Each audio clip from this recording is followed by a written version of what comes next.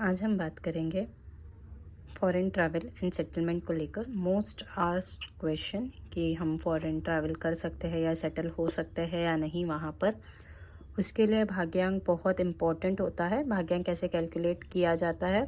For an example, एक birthday लिया गया है 12 मई 2003।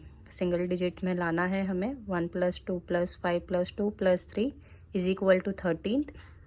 अब न्यूमरोलॉजी में 1 से लेके 9 नंबर ही होता है, इसीलिए अगेन हमने 13 को सिंगल डिजिट में लेकर गए, तो यहाँ पर कैलकुलेट हो गया आपका भाग्यांक विच इज़ 4।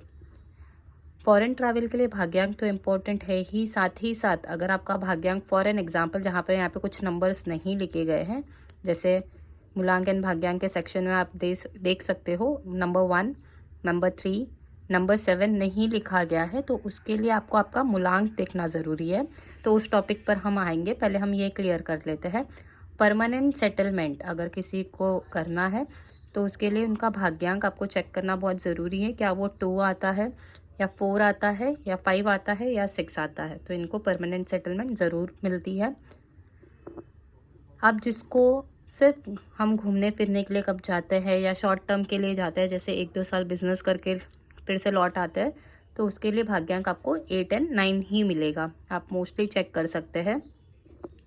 अब जैसे हमने कुछ नंबर्स नहीं लिखे हैं, जैसे जिनका भाग्यांक 1 है, 3 है, 7 है, तो उसके लिए कैसा है, हमें मूलांक देखना है। मूलांक सिंपली यही है कि जो दिन पर आप बॉर्न हुए हैं।